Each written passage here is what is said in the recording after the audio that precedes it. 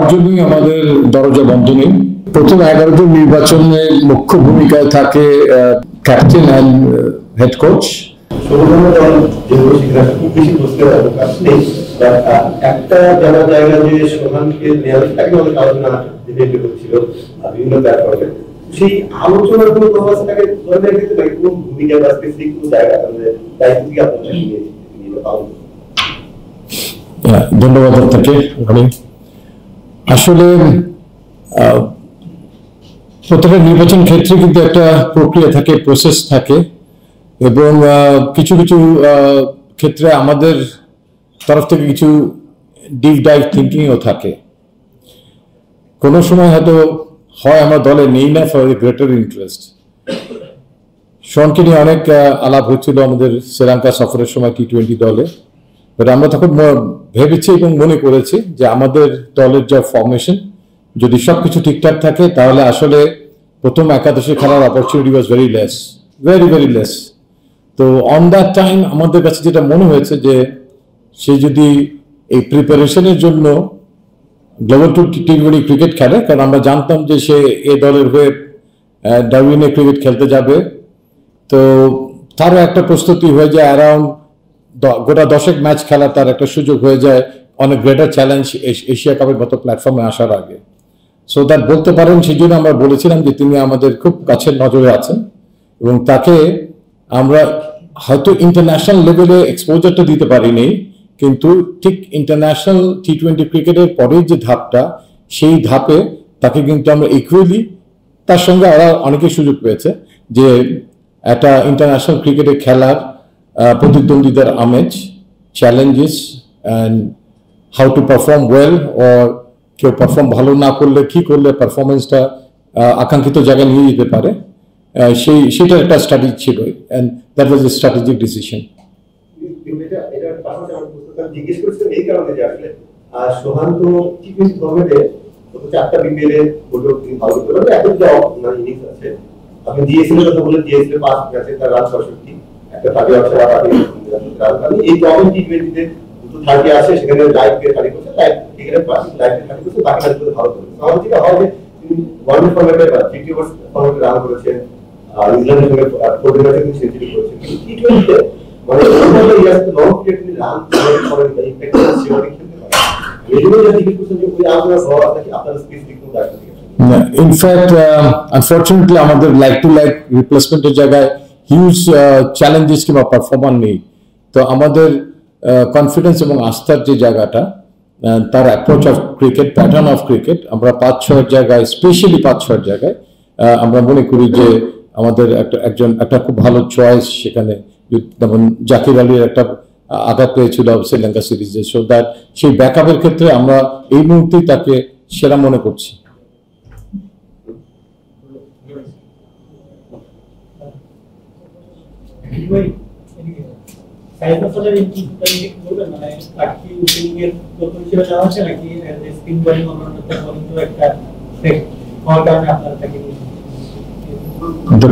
প্রশ্ন তো কিছু উত্তর আছে।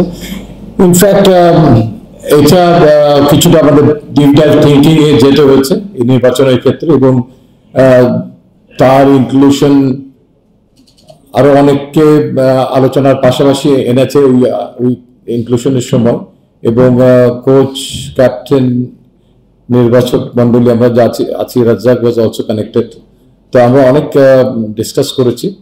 আমাদের উপরের দিকে একটা কুশন সর্ট অফ বোলার্সের দরকার ছিল, সেটার একটা পারপাস, তার থেকে সেটা 1 ওভার 2 ওভারের একটা পারপাস তিনি মিট করতে অ্যাড্রেস করতে পারবেন।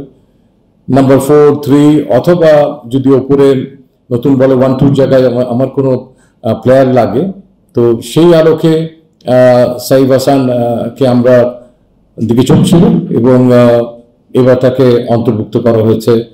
নাম্বার 4-এ খেলার একটা ভালো capable batsman, at the same time প্রয়োজনে তিনি উপরেও যদি কোনো পরিস্থিতির সৃষ্টি হয় তাহলে তিনি দলের জন্য ওপেন করার সক্ষমতা রাখেন। আমরা এরকম মাল্টিপল প্লেসে অ্যাড্রেস করার মতো প্লেয়ার অনেক বেশি খুঁজছি। আমার মনে হয় দলেও সেটার প্রয়োজন অনেক বেশি।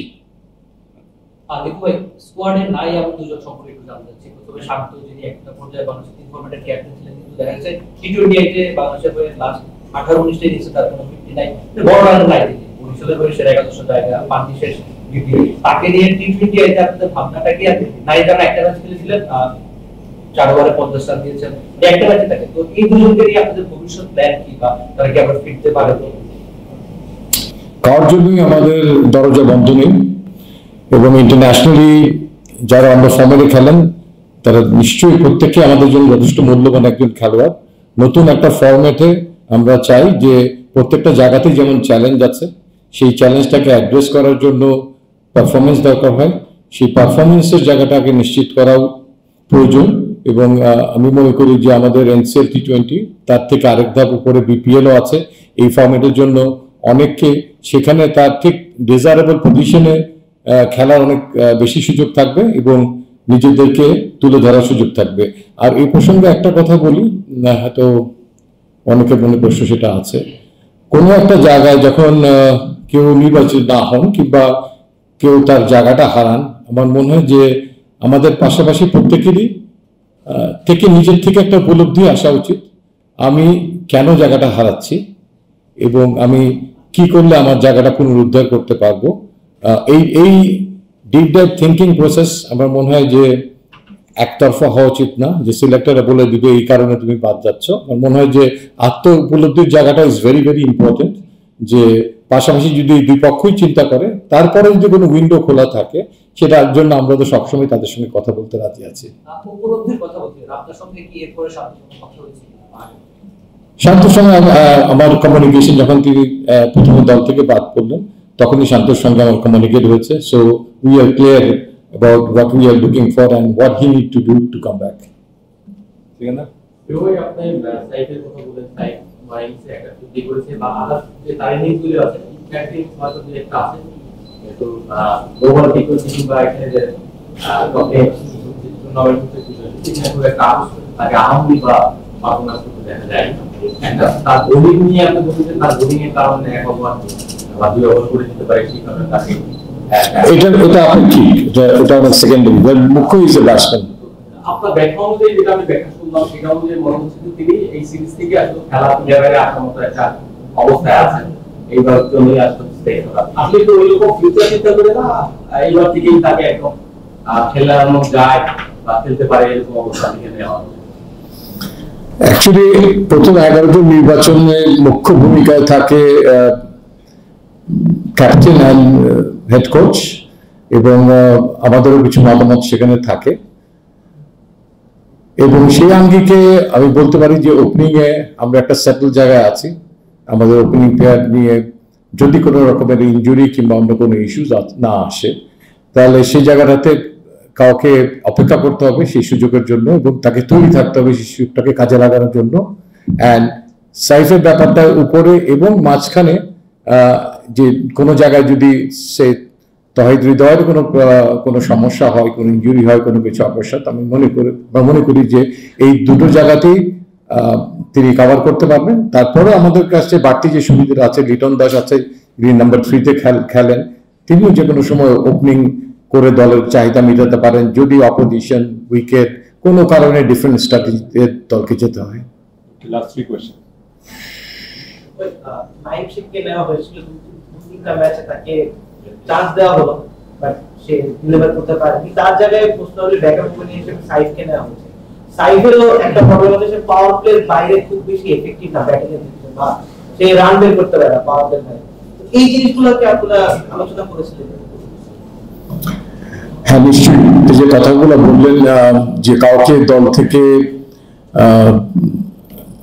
বাদ দেওয়ার আগে আমাদেরকে অনেক কিছু চিন্তা করতে হয়, যে তিনি তার সামর্থ্যের কতটুকু করতে পারলেন কিংবা যে সুযোগটুকু তাকে দেওয়া হলো সেই সুযোগটুকু যথেষ্ট কিনা।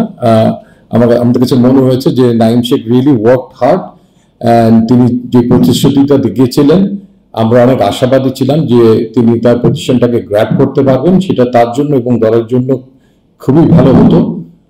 বাট আনফর্চুনেটলি সেটা হয়নি, এবং আরেকটু লোয়ার চ্যালেঞ্জে আমরা দেখলাম টপ এন্ড ক্রিকেটে টি20তে, সেখানেও তিনি ঠিক সেটাকে অ্যাড্রেস করতে পারলেন না। তো আমার বিশ্বাস যে নাইম শেখ এখন জানে যে তাকে এই জায়গাটা পুনরুদ্ধার করতে হলে, ইন্টারন্যাশনাল চ্যালেঞ্জে তাকে সফল হতে হলে, দলকে সফল বানাতে হলে তাকে আরো ফার্দার ইমপ্রুভ করতে হবে। এবং ইমপ্রুভ করার জন্য ক্রিকেট বোর্ডের তরফ থেকে কিংবা কোচিং প্যানেলদের তরফ থেকে, টাইগার্স প্যানেল যা যা সহযোগিতা করার দরকার, আমরা সেই সহযোগিতাটা অবশ্যই তাকে অব্যাহত রাখবো। সাইফ হাসানের বিষয়টা নিয়ে, সাইফ হাসানকে যদি আপনারা মানে এশিয়া কাপের বিবেচনাতে রাখেন, তাকে আবার ওয়ানডে ম্যাচটা তো রাখা হয়েছে অস্ট্রেলিয়া, মানে এটার কারণে কি তাকে লাস্ট মিনিট সিচুয়েশন, আর এই জায়গাটা থেকে আপনাদের মানে অনুমত বিবেচনা ছিল কিনা জিসান প্যানেল হিসেবে ভালো করছে তো দুটো কোশ্চেন, শেষের দিক থেকে শুরু করি।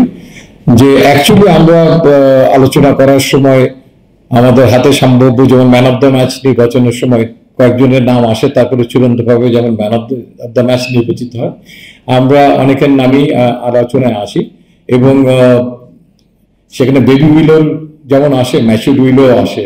So I think baby willow in course of time turn out to be a matured willow. Cricket ব্যাটের কথা আমি বলছি। সো সবার দিকেই নজরে থাকে, যখন কোনো ইংলিশ উইলো বেবি উইলো পর্যায়ে থাকে ভালো, আমরা সেদিকে সেইভাবেই আমরা জিসানের দিকে নজর রাখছি। I think he need to take little bit of time to be matured and get ready for international cricket. আমরা কাউকে খুব ইজি এক্সেসও দিতে চাচ্ছি না, যাতে তাকে খুব তাড়াতাড়ি আবার বিদায় করতে হয়। আমরা চাই যে এই ধারাটার থেকে আমাদের ক্রিকেটাররা বেরিয়ে আসুক এবং তারা এই ঘরোয়া লেভেল থেকে কিংবা এই টিমের হয়ে খেলে পর্যায়ক্রমে তারা প্রস্তুত থাকুক যে তারা ইন্টারন্যাশনাল ক্রিকেটে সেটাকে ট্রান্সফরমেশনটাকে যেন ভালো হয়। আর একটা কথা আপনি বলেছেন যে সাইফ হাসানকে আমরা লাল বলের খেলায় রেখেছিলাম, দ্যাট ইজ ট্রু। একটা ছিল লং রান পার্সপেক্টিভ থেকে অনেক আগে, যখন নেদারল্যান্ড সিরিজ আমাদের ইয়েতে ছিল না, নলেজে ছিল না। এবং তারপরও আমি বলবো যে আমরা এবং কোচিং প্যানেল আমরা কিন্তু একই জায়গায় কাজ করি। ক্রিকেটের লক্ষ্যে সেরা দল নির্বাচনের ক্ষেত্রে আমরা মুখ্য ভূমিকায় থাকি। তো আমাদের পার্সপেক্টিভ থেকে আমরা কিছুটা ভবিষ্যৎকে নিয়েও চিন্তা করি।